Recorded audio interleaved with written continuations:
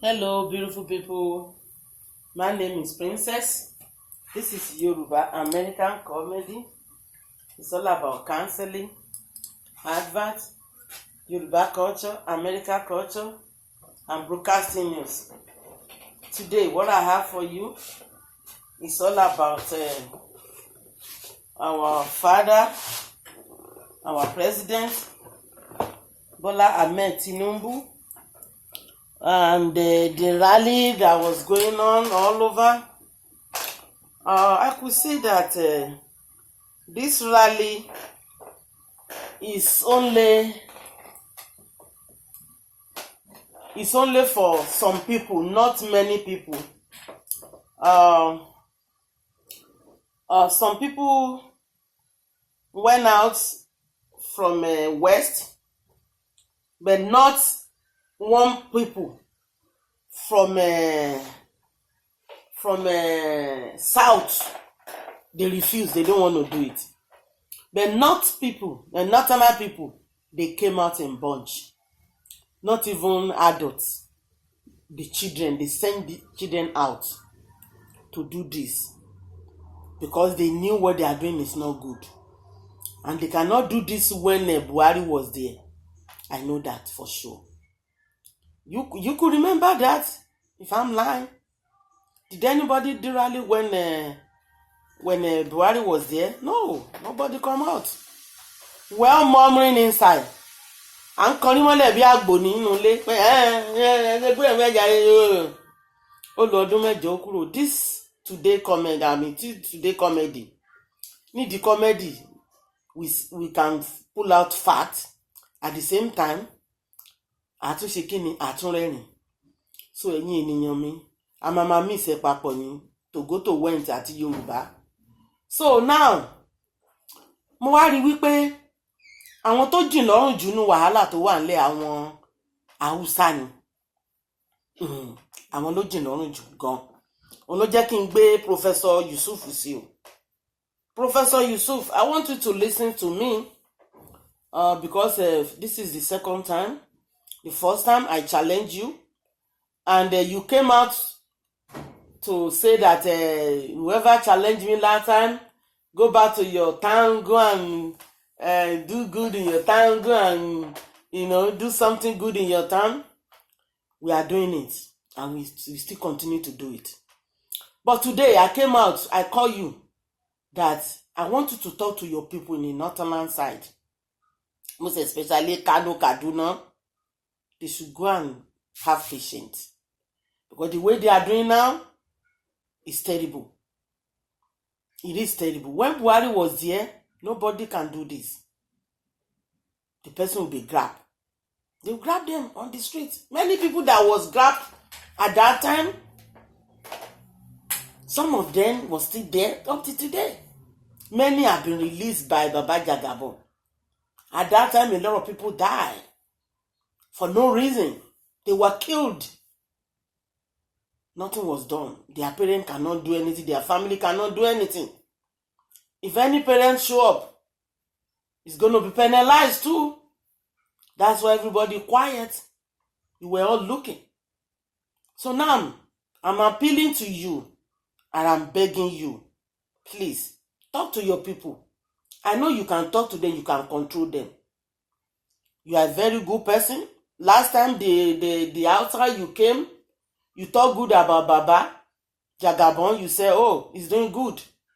We should all listen to him and have patience. And I knew that you realize that this job is not easy to do. Maybe you went through the nature of your job, that in school is hard to be a leader, to be a teacher, to lecture in a class. It's hard because some children will be after you. Because it used to happen when I go to school too, especially when they gave us the evaluation paper to evaluate our professors. I could see a lot of jargons that many people wrote down. I remember sometimes I used to tell them, don't do that. Come on, it's not easy to stand in front of people, being in an audience, talking to audience people. Being in the front talking to audience. It's not easy. especially when you shy or when you are not shy. Sometimes you gotta make mistake. So maybe that's what you think of. That's why you came out to see what Baba got done and you talk good about him. And we appreciate you for that. Thank you so much. Let us keep it up. But now, talk to your people, please.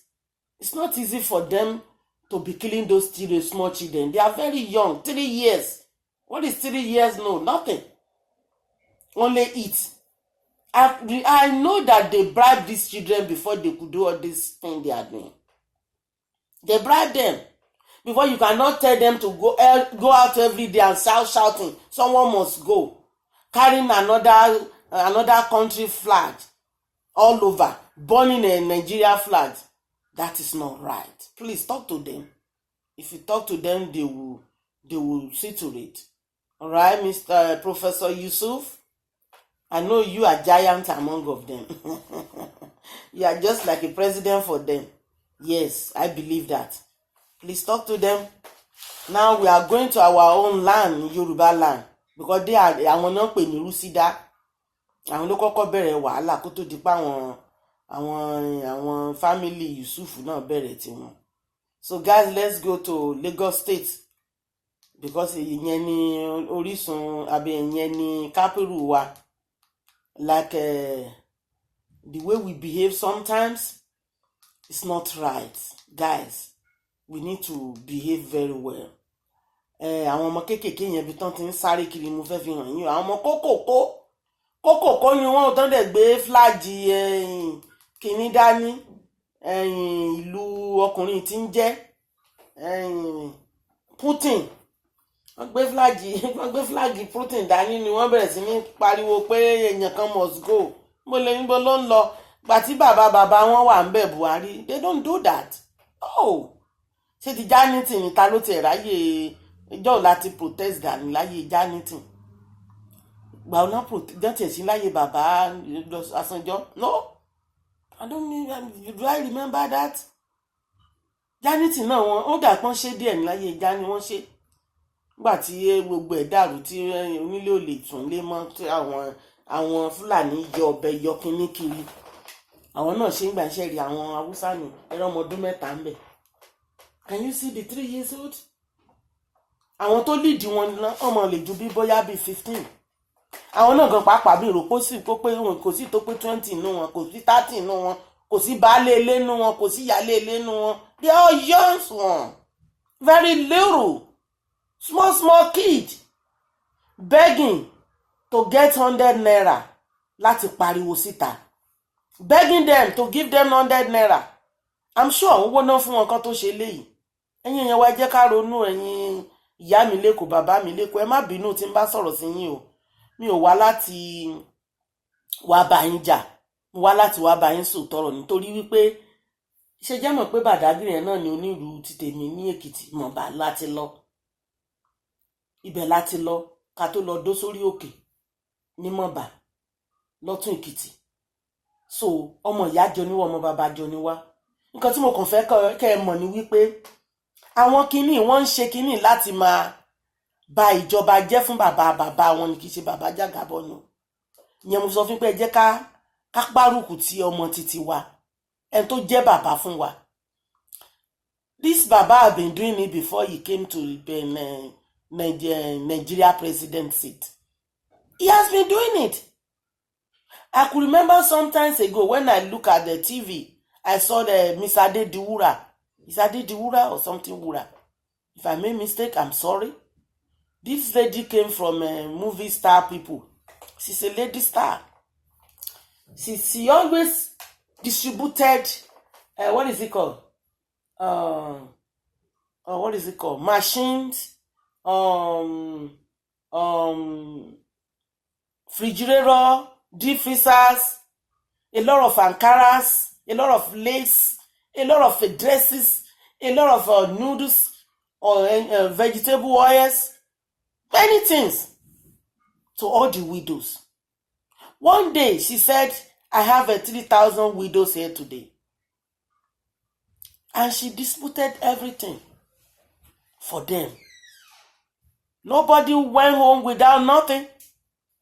And after that, he said, ẹ jẹ́ ká gbàdúrà fún bàbá wa Jagabon. She's the one, he was the one that gave us this thing. Àwọn lágbàtẹrù ètò yìí. And she's doing this thing almost every Saturday. I used to follow that program every Saturday. Gbogbo àwọn eléré ìtàgé ló máa ń wà ńbẹ̀, àwọn balógun, and some of them like that. Àwọn obìnrin wọ́n máa ń wà ńbẹ̀. Wọ́n máa joke, they have t-shirt on. And they were all dancing to make these people happy, because it wasn't easy when you lose your husband. No, it wasn't easy at all. How to cater for the children at home, pay the tuition fee, buy the clothes, feed them. It's not a small joke. So that is why Baba was doing it at that time. And now, guess what? Now he's on presidential shit. So what is he going to do? He's going to do double. He's going to feed the whole nation. And he has started doing it. He started from a Northern people. He started from them, from their side. Because he knew there are many more than us. There are many than us. Àwọn Hausa wọ́n pọ̀ jù wá lọ. Wọ́n pọ̀ jù wá lọ. Ẹ jẹ́ kí n sọ fún yín pé nǹkan tí mò ń sọ lórí comedy, òótọ́ ọ̀rọ̀ máa ń jáde ńbẹ̀. Àwàdà máa ń wà ńbẹ̀ láti múnú yín dùn. Ẹ̀yin tọ́kọ yín ti sá lọ, tíyàwó yín ti sá lọ. Ẹ̀yin tọ́mọ yín wà lókèèrè and they are not around. Maybe your children did not send the food, the money in time to buy whatever you need to buy. When you listen to Yoruba American comedy to make you happy, you will laugh. That's why I created this. And it works. A lot of people call me, auntie, ẹ o, eléyìí funny o, eléyìí ó wà educated, eléyìí wà kíní kan o. A lot of mistakes tá máa ń ṣe. Sometimes kì í mọ̀. Ó yẹ ká correct yẹ. Ó ní mo ṣe máa ń fi àwàdà sílẹ̀ kọ̀ọ̀kan pé kẹ́ rẹ́rìn kẹ́ ṣe kẹ́ mọ̀. Bẹ̀tù tọ̀rọ̀ tó wà ńbẹ̀. Ẹ̀yin ìyá mi lẹ́kọ̀ọ́, bàbá mi lẹ́kọ̀ọ́, mi bá yín jà o. Ẹ má rò pé ọmọ Èkìtì kan wá ránṣẹ́ irun gbàngàràn sí yín. No, it's not like that. We have to do this thing together. Kó lè kún dáadáa, kó lè dá lójú. Kó lè sọ pé yes, àwa náà ṣe ìwọ̀n tá a lè ṣe. Ẹmọjọ́ táwùsá ti ń dà wá ríboríbo bọ̀. Ẹmọjọ́ tí Yíbò àwọn náà lò tó Haúsá, àwọn Haúsá ló lójú àti lólógun. Àwọn Haúsá ni gbàtàn yìí àwọn soldier is coming. Haúsá náà ni gbogbo wọn. Mi rò pé bóyá Yíbò kan ló wà ńbẹ̀. Lẹ́yìn ìgbà yẹn làwúsá tẹ́wọ́ gbà. Títí kó tó di tí bàbá wa Awólọ́wọ̀ bàbá kíní débẹ̀ fìdí hẹ́. Bóyá oṣù 3 àbí 4 nìyẹn lò, ìyẹn náà kúrò ńbẹ̀. Wọ́n tún gbé fún Yorùbá, bàbá Ọbásanjọ́. Ayé bàbá Ọbásanjọ́ tó tẹ̀ wá lọ́rùn díẹ̀. Ká má parọ́. Nígbà yẹn la gba fóònù tá a bẹ̀rẹ̀ sí ní pé ẹni tó wà lókèèrè, ẹni wà nínú oko pàápàá ya aláta bàbá eléwo wa là ń lo fóònù. Bẹ̀tí nígbà tí ó tún kúrò ńbẹ̀, a tún gbé fún Haúsá. A gbé fún Yíbò náà kò tún ṣe dáadáa, a tún gbé fún Haúsá. Haúsá ibẹ̀ ní gbogbo ẹ̀ ti wá dé odidi yánpọnyánrin. Nígbà yẹn a lè jáde síta ká máa ṣe rally. Nobody, gbogbo àwọn tó sọ̀rọ̀ pé kò yẹ kó rí báyìí, a máa gba kíní kan, a máa ṣe kíní kan. Wọ́n pàdájì wọn kò dájì sí àtìmọ́lé, ọ̀pọ̀lọpọ̀ sá lọ. Dèní ilé ni kò ní ilé kan tó lè dúró sí mọ́. Tó bá jẹ́ pé Yorùbá ni kò ní rí bẹ́ẹ̀ ńgbà yẹn. Mo jẹ́rìí bàbá. Láyé bàbá ò lè ṣe, because aláàánú ni wọ́n. Ìyẹn lèmi sọ pé ẹ jẹ́ ká parùkù mọ́ èèyàn wá ń sìn. Tá dẹ̀ tún débẹ̀ yìí. Ẹ jẹ́ ká ṣe kíni. Whatever agbára tọ́lọ́run bá fún ẹ jẹ́ ká lò fún bàbá yìí. Ẹ gbàdúrà fún wọn. Bàbá nídìí prayer wa. Wọ́n nídìí ẹ̀. Kò easy láti ṣe olórí. Ó ní mò ń sọ nípa Yusuf lẹ́ẹ̀kan. Ó mọ nǹkan tójú òun rí ní kíláàsì kó tó di pé bọ́ síta pé bàbá yìí ń try o. Haúsá tún nìyẹn tó bá lè jáde ta tó sọ̀rọ̀ bàbá dáa ló kọ́kọ́ pariwo kinní kan ṣẹlẹ̀ kinní kan, èmi náà jáde mo kóòtì. Mi ò wá láti Èkó náà, mi ò ń ṣe ọmọ bíbí Èkó kan gan, bó tiẹ̀ jẹ́ Badagry láti lọ. Èkìtì mo ti wà, mo gbá tí mo sọ̀rọ̀ tí mi ò bú omi ò bá ja ọbẹ̀ tí mo fún lésì ọ̀rọ̀ ẹ̀ pé ò lè sọ̀rọ̀ fún bàbá mi báyìí. Kí ló mú mi pé bàbá ní bàbá kì í ṣe he's not my biological father, but he's a Yoruba man. Anybody speaking Yoruba is my father. Any father speaking Yoruba is my father. Any mother speaking Yoruba is my mother. It's my family. That is why I challenge it. Challenge kí náà pé ọ̀gbẹ́ni tí ń jẹ́ ọ̀gbẹ́ni bàbá Professor Yusuf. Mo sọ̀rọ̀ sí, mo ní kó má ṣe irú ẹ̀ kó rántí Buhari family ẹ̀. Tó bá lè mẹ́mi tí mo ṣe yẹn, mi ò dẹ̀ ṣe ní ṣe pé bóyá mo fi béèrè owó. Gbàtọ́ náà ti fi hàn mí pé bàbá ni ló máa wà lórí iṣẹ́ àyẹn, mi ò já pátá. Mo tẹ̀lé mi náà mo follow ẹ̀ ni. Ìgbà tí mo sọ kí ní ẹ̀fà àbúrò mi ọkùnrin, my nephew is a medical doctor ní Àgbàdo Ìjàyè, Grace Hospital, about 5th story building. Mo ní àbúrò, mo ní mo máa rí kíní ilé ni pé bàbá Jàgàbọ́ ni. Ó ní àǹtí olórọ̀ yín ò ṣe kó dànù. Ó ní pẹ̀lú gbogbo ètò ń lọ níbẹ̀ tí ọ̀rọ̀ yín ò dẹ̀ ṣe kó dànù nítorí tẹ́ bá ríran báyìí. Ó ló máa ń ṣẹ ni, mi ò gbàdúrà pé kí nǹkan burúkú ṣẹlẹ̀. Bẹ̀tí nǹkan tí ń bá rí tí ò dá máa ń gbàdúrà pé Olúwa jọ̀ọ́ àfẹ́rú eléyìí. Gbà tí gbogbo wàhálà ẹ̀ máa bẹ̀rẹ̀, I said it January 18. Gbà mo tún rí nǹkan tó tún dáa náà, mo tún sọ síta. Bẹ́ẹ̀ ìbájú báyìí lọ Ọlọ́run ló bá wa pa ní èṣù. Kò wá ní yẹ kí wàhálà máa jáde láti ìlú Nàìjíríà látọwọ́ Yorùbá sí Yorùbá, kò dáa. Ìgbà tí wàhálà fẹ́ bẹ́lẹ̀ ní Èkìtì ní Ondo State ńgbà yẹn lọ́n láyé UPN àti NPU or whatever, bí UPN ni àti MPN ya. Ọmọborí owó gbàpò tí ìdìbò ó kúrò ní UPN ó sá lọ sí MPN. Gbogbo Èkìtì ló tẹ̀lé o. Àwọn Ondo ńgbà yẹn wọ́n fẹ́ pa o. Wọ́n ní ó fẹ́ gba ipò mọ́ Ṣàgàrí lọ́wọ́. Àmọ́ bàbá yìí tí ń jẹ́ bàbá tó wá láti kínní Ajásin, wọ́n ló fẹ́ gbapò mọ́ lọ́wọ́. Wọ́n pa ọmọ ìyá ẹ̀, wọ́n rò pé òní wọ́n pa. Èkìtì daṣọ bo nǹkan wọn jẹ́ ń fọwọ́ kàn o. Ilé ọkú mi gan nílùú ìyá mi, wọ́n fẹ́ lọ sun ilé àwọn ọmọ Èkìtì. Níbo lẹ ti wá? Wọ́n láwọn adáná wá sun ẹ̀yìn tẹ̀ bá wá bìgbà. Torí pé ẹ̀gbọ́n mi yẹn náà tún ń ṣe dẹmọ náà nígbà yẹn. Bẹ́ẹ̀ gbogbo wọn náà ṣe gbogbo Èkìtì, wọ́n ṣe gbogbo títì Èkìtì, ẹ̀gbọ́n mi ṣe gbogbo títì Ìmọ̀bà. Òun ló ṣe. Ọmọborí owó náà ṣe gbogbo títì Èkìtì lọ sọ́nà Ìkọ̀lé, ọ̀nà Ìtàpá, ọ̀nà Arámọkọ, Ìfàkì. Ibi tí ọmọborí owó la títì délé di 20 years to this àwọn lè kọ́lé débẹ̀. Ó la títì yẹn káàkiri inú igbó ni pé ká máa dé láti Èkìtì láti everywhere ká máa kọ́lé lọ. Tí ò bá bọ́ sáyé dẹmọ́ ń gbà yẹn kò máa lè rí ṣe o.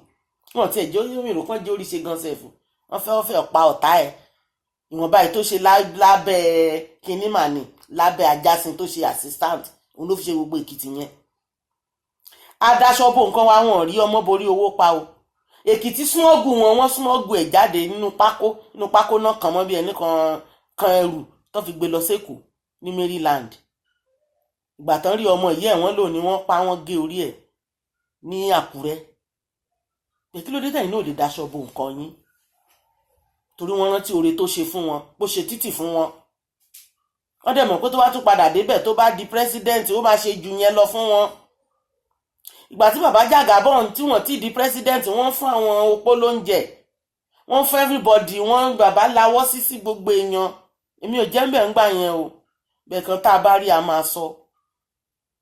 Ẹni tó bá ti lè ṣe fún ará ìta tó ṣe fún everywhere, kò sẹ́ni tí bàbá ò lè ṣe fún. Wọ́n dẹ̀ ń ṣe fún yín ẹ̀dẹ̀ rí ńgbà yẹn bàbá wa lẹ́kọ̀ọ́. Tí wọ́n bá ṣe dáadáa wọn ní fi wọ́n ṣe aṣáájú ilẹ̀ Yorùbá.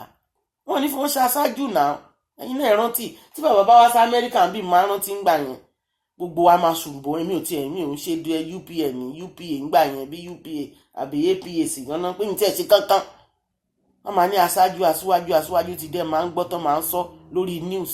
Gbogbo Yorùbá máa yabọ̀ wọn tí bàbá ò bá ṣe dáadáa ńgbà yẹn. Wọn ò ní ṣe bẹ́ẹ̀. Gbogbo yẹn náà ni mo rí tí mo gbà pa òótọ́ mà ní bàbá yìí máa ti dáa. Bóyá lolúwa ṣe ní ló ṣe fi hàn mí pé ẹni tó máa wọlé ìdìbò ní mi kúkú fi gbàdúrà, mi ò ń ṣe pátì kankan, mi ò sí nínú ọmọ ẹgbẹ́ kankan kábà ní bóyá yẹn ni lolúwa ṣe fi hàn mí, no, mi ò sí nínú ẹ o, bẹ̀tẹ̀ olúwa kàn fi hàn mí ní pé kí n rí pé nǹkan tó ń lọ ní Nàìjíríà àná dẹ̀ rí bẹ́ẹ̀. Ọ̀pọ̀lọpọ̀ tiẹ̀ sọ pé àní pírẹ́sídẹ́ǹtì, ọ̀pọ̀lọpọ̀ ní pírẹ́sídẹ́ǹtì tá a máa ní èèyàn tuntun ní kinní kan ní èèyàn tuntun kọ́ o, àwọn kan ní kò ní ọ̀sẹ̀ kan ló máa lò tó fi máa kúrò ńbẹ̀. Bàbá máa ti lo ọdún kan báyìí o. A dúpẹ́ pé ọ̀rọ̀ Ọlọ́run ó ń ṣe láàyè ó ṣe tí gbogbo èèyàn dẹ̀ ń rí, bẹ̀tẹ̀ ẹ jẹ́ ká parapọ̀ mọ́ bàbá yìí. That is the bottom of my coming out today. Let us join hand and back this man up. Tí a bá pariwo tá a gbá bàbá yìí jáde, tàbí tí nǹkan kan ṣẹlẹ̀ tí bàbá bọ́ síta, táwùsá bá bọ́ síbẹ̀, á jẹ́ pọ̀nà mi ní sọ pọ̀nà ẹmọ tó gbẹ̀yìn ẹ̀. Nígbà táwùsá bá ń bá àkàrà wọn up tó ń jáde síta ń sì tán ṣe ó yẹ kẹ́ máa mọ̀ wípé wọ́n ń fún yín ní body language pé wọ́n fẹ́ Yorùbá nìyẹn. They are giving you body language. America ní body language. You see, look at them. 3 years old wà nù wọn. You see them? 3 years old. Gbogbo àwọn tó ń lọ gbogbo age wọn ò tó 20, 17, 16, 13. Look at that little girl. Look at that little boy. Àwọn wọ̀nyí dẹ̀ brave wọn nìkan tó jáde síta pé let's go, ẹ jẹ́ ká lọ bàjọba ìjẹ́ jàre kó kúrò ń bẹ̀ káwọn onígòrò wa ó bọ́ síbẹ̀. Ṣíyẹn lẹ fẹ́ kọba kí Haúsá máa fọwọ́ lálẹ̀ fún yín. Ẹ̀yin náà lẹ máa ń complain pé tẹ bá dé company kan Haúsá ló wà ńbẹ̀, ẹ bá dé lè Fúlàní ló wà ńbẹ̀, ẹ bá dé tàn Fúlàní. Nísìnyí náà wọ́n dẹ̀ ti pín Yorùbá sí gbogbo ẹ̀. Ẹ jẹ́ ká ronú o. Ọmọ Èkìtì mélòó náà fi sí? Kò pọ̀. Yorùbá ní gbogbo wọn. Ìbàdàn wà ńbẹ̀, Ọ̀yọ́ wà ńbẹ̀, Ìbàdàn Èkó wà ńbẹ̀, kì í ṣe Èkìtì nìkan náà wọ́ sí lónà fi. Ó dà pé ẹ̀gbọ́n mi nìkan náà fi síbì kan. Ẹ̀gbọ́n mi Òjó ọkọ àǹtí Ṣadé ó nìkan ni mo ìgbóhùn ẹ̀ tó jọ́ mi Èkìtì. Yàtọ̀ sí ọ̀gá àwọn kí ló ń jẹ́ yẹn náà tó jọ́ mi Èkìtì. Ọ̀gá àwọn what is it called? Àwọn EFCC ọmọ Èkìtì lòun náà. Àwọn tó kù ọ̀gá ọlọ́pàá ìlú ọkọ mi ló ti wá, Yewa lẹ́gbàlẹ́gbà, bàbá lẹ́gbàlẹ́gbà, ẹgbẹ́ tó kún. A lot of people like that. Bàbá ṣàwọ́ káàkiri ilẹ̀ Yorùbá ni kò fi ṣe ti tèkó nìkan. Ẹ̀yin jẹ́ ká pọ̀wọ́pọ̀ kájọ ṣe kínní yìí o. Torí tí a bá lé bàbá tá bá pariwo lágbájá must go, kínní kan must go. Tí nǹkan kan bá ṣẹlẹ̀ tán bá lọ jẹ́ káwọn àwọn tẹ̀ ń wò lọ́ọ̀kan mi ní dárúkọ ẹ̀ tí wọ́n tó wọ uniform tán bá lọ gba kínní pẹ́rẹ́. Torí àwọn Haúsá sọ pé sọ́jà must come. Irú sọ́jà wo ló ń kọ́ mọ̀? Sọ́jà tó ti lórí kò sí Yorùbá nù wọn. Adékúnlé nìkan ni Yorùbá tó wà ńbẹ̀. Wọn oṣù 3 kọ́ náà pa máa yẹn dànù. Ọmọ Adó Èkìtì Adékúnlé Fájuyì. Ok, Babangida Haúsá ni. Ǹjẹ́ yìí lọ́dún 7 àbí jù bẹ́ẹ̀ lọ ńbẹ̀ kó tó kúrò. Èwo tó tún wà ńbẹ̀ yìí tó bóbìnrin lọ tó kúkú obìnrin kí lọ́kọ́ lọ́n kó dáríjì lọ́nà ọ̀run. Àbáṣà àmọ́ ìtàn ló pa kọ́ lọ́n dáríjì. Ṣé kìí ṣe Haúsá ni? Yar'Adua Haúsá kọ́ ni. Ṣàgàrí tó ṣe ayé ti kínní kìí ṣe Haúsá ni. Buhari kìí ṣe Haúsá ni. Wọ́n ti lọ bí 6 nsìn tó já Haúsá. Yorùbá ń ṣe méjì inú ẹ̀ péré. Ọbásanjọ́ àti bàbá wa tó wà ńbẹ̀. Ẹ jẹ́ ká ronú o. Ẹ jẹ́ ká ronú o. Torí nígbà tó bá máa dọ́fíìsì kan tó máa Haúsá bá máa fìdí ẹ̀ wọ́n lẹ̀ lórí ṣíà, ó máa gba àwọn òṣìṣẹ́ tó máa gbà sí iléeṣẹ́ bíi 5-6 kó tó kàn ẹ́ tó já Haúsá tó jẹ́ Fúlàní. Tá a bá ń bọ̀ láti airport ńgbà míì àwọn immigration ti máa ń bá ń bẹ̀ Haúsá Fúlàní ni gbogbo wọn. Kò sí Yorùbá yọkan toró ń kọ́ orúkọ wọn sí wọn láyà. Hassani, Nurudeen, Muhammed, ìtọ́dẹ̀ máa láàsì bóyá kìíní kan dáńgúrúkú dáńṣe kìíní kan ló máa láàsì. Wà á ti mọ̀ pé ilẹ̀ north ni àwọn wọ̀nyí ti wá. Kò sí Yorùbá nù wọn. bẹ́ẹ̀ náà ló lọ sí káàkiri bẹ́ẹ̀ bẹ́ẹ̀ tí sìn àti ń rí Adéyẹmí àti ń rí Ọládipúpọ̀ àti ń rí Òjó ṣe kinní kan Igbá ṣe kinní kan ìyẹn ò jẹ́ ẹ̀rẹ̀ jẹ́ kí inú wa ó dùn ká jẹ́ kí bàbá ìṣe kinní wọ́n ní ọ̀rọ̀ díẹ̀ náà sọ fọ́mọlúàbí tó bá dénú àṣekínni adòdìdì èmi ò bá ń jà lẹ́kọ̀ọ́ ẹ dìbò fọ́mọ ìyá yín lẹ́lẹ́kejì ò kó wọlé o torí Olúwa sọ fún mi lẹ́nìí láàárọ̀ ni mò ń gbòyìn wípé Bọ́lá Ahmed Tinubu is going for second time òyìnbó ni mo tẹ̀ fi gbọ́ Ọlọ́run olú ìjọ mímọ́ tó dá wa sáyé Ọlọ́run kan ṣo tí kò pé méjì òun gbọ́ tí n bá parọ́ then after that wọ́n tún sọ wípé nǹkan tó ní a máa jẹun wọ́n là máa jẹun àyó ohun méjì tí mo gbọ́ nìyẹn mi ò gbọ́ jù yẹn lọ lẹ́ni yìí mo dẹ̀ mọ̀ wípé ọ̀dọ̀ Ọlọ́run ló ti wá torí èṣù kí n bẹ́ mi sọ̀rọ̀ ló wọ́n lè rà wọ́n lè dánwò tí wọ́n bá dánwò lẹ́sẹ̀kẹsẹ̀ wọ́n máa buná lé wọn lórí ni. So a lot of things like that tó ti ń rí bẹ́ẹ̀ ta ti ń rí tó ń ṣe ọ̀rọ̀ ní Ogúndé tó dé ó bẹ́ẹ̀ fẹ́ jù báyìí Ọlọ́run ló bá bá mọ́ odidi almost a month tí mo fi gbàwẹ̀ nínú ilé yìí kẹ́ máa gbọ́ mi ò mọ bàbá Jàgàbọ̀n rí náà Nàìjíríà gbogbo ni mò ń gbàwẹ̀ fún Amẹ́ríkà náà mò ń gbàwẹ̀ fún wọn pé kó lè dáa fún ẹ tí ìlú bá dá wà ráyè rìn ṣé tógun bá dé wá ní ológun gbówó ó máa gbàgbé pọ́mọ wà nínú ilé ó máa ti kọ́kọ́ sá jáde síta tó bá rẹ̀ lọ́sìn wọn lé ọmọ mi wà bẹ́ẹ̀ bá mi gbé ogun ló ń jẹ́ bẹ́ẹ̀ wọ́n ní tí wọ́n bá jóni jóra ẹni ọmọ ẹni tara ẹni là kọ́kọ́ gbọ̀n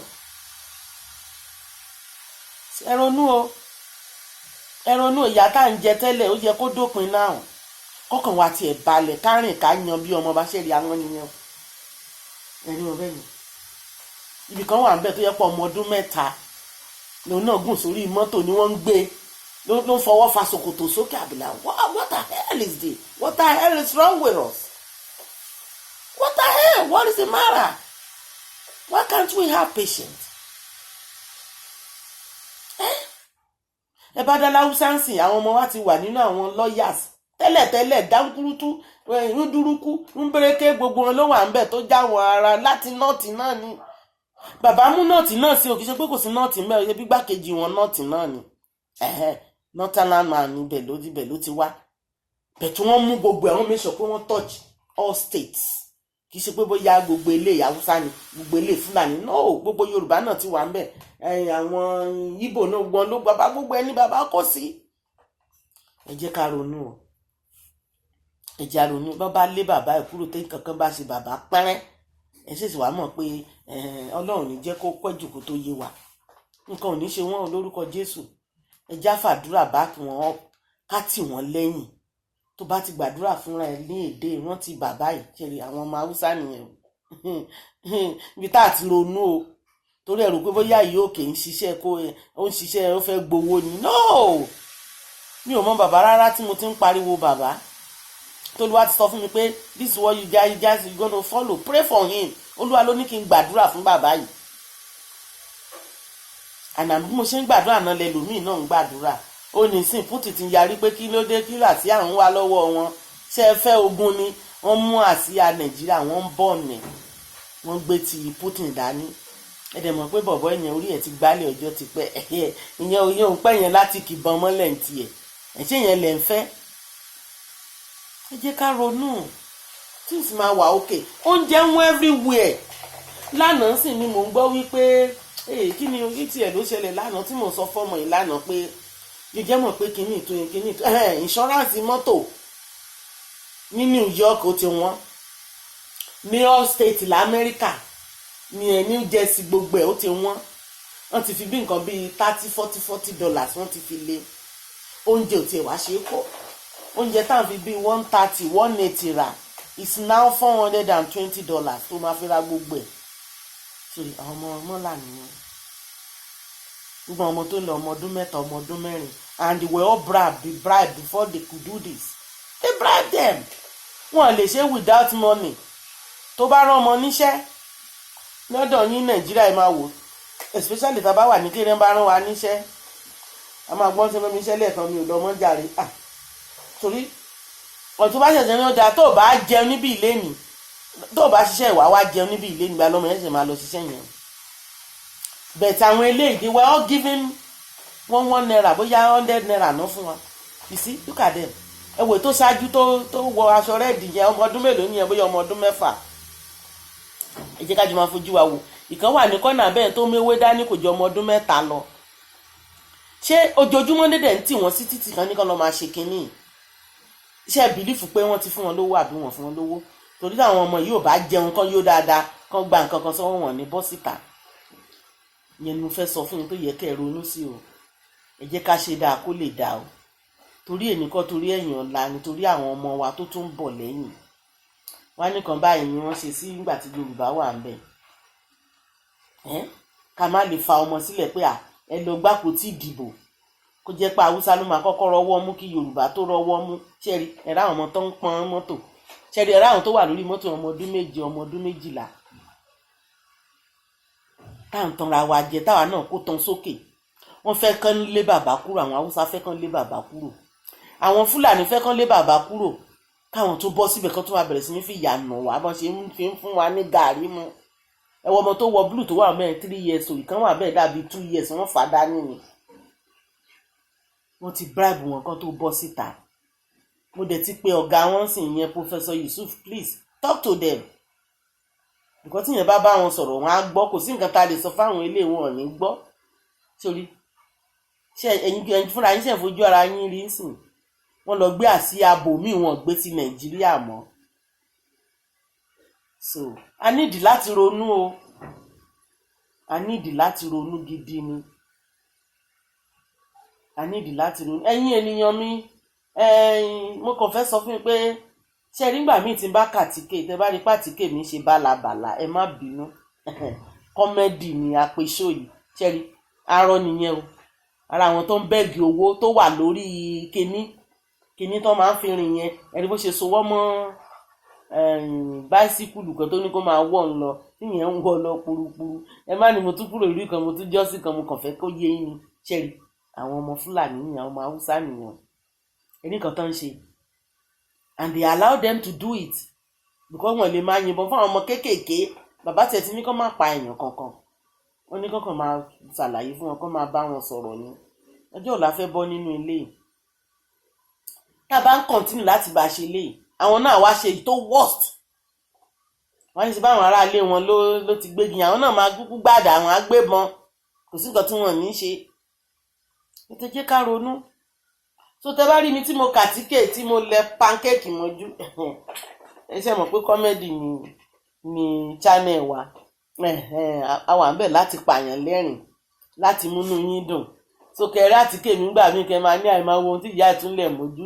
Ìṣe pé mi ò mà àtíkè kún o. Ẹ lọ wo ibi tí mo ti jó bí pátì ẹ rí lórí fídíò gbogbo tí mo ti ṣe. Ẹ ní wọn pé normal makeup ló wà ń bẹ̀. Then nígbà míì máa kàn wáṣọ máa fi heart sórí. Mi ò tiẹ̀ ní yarun gan gbà míì just to make you happy, to make you laugh, you know. Nígbà míì máa kàn jókòó máa lẹ bí ọ̀dà mọ́ òkè ojú mi báyìí. Ẹ rí i pé eyebrow ilé tún lè kú lẹ́yìn. Ó máa tíìkì gbangba báyìí pé kẹ́ ẹ rẹ́rìn ni. Títẹ́ bá ti rí mi tínú yín dùn, ìrònú á máa tán nínú ọ̀rọ̀ wa dayọ̀ lórúkọ Jésù. Gbà tí ọ̀rọ̀ ìbá tí ìlú Nàìjíríà bá máa dáa, ó máa ṣojú mi á ṣojú ẹ̀. Wọn ò ní fèèyàn kankan ṣàwátì inú wa. Lágbára Ọlọ́run àwọn ọmọ wa dẹ̀ máa ṣoríire. Wọn ò ní rẹ̀yìn láàrin ẹgbẹ́, wọn máa lékè ṣáá ní gbogbo ibi. Ire o ẹ̀yin ènìyàn mi, ẹ jẹ́ ká ní sùúrù o. Bàbá Jàgábọ̀ máa ṣe the second time. Neat, I'm telling you, àwa yìí náà la máa dìbò fún. Ẹnu gan máa wálé máa wá dìbò gbà yìí lágbára Ọlọ́run. So ẹ̀yin ará Èkó ẹ já dìbò fún bàbá o. Bàbá sì máa múná la máa jẹ, inú wa máa yó, ọkàn wa máa balẹ̀. Ẹ̀yin fan mi ẹ bá mi fọwọ́ sí. Without you, there's nothing like princess. You know I love you. Thank you guys. Until when I bring more another information. Bye for now.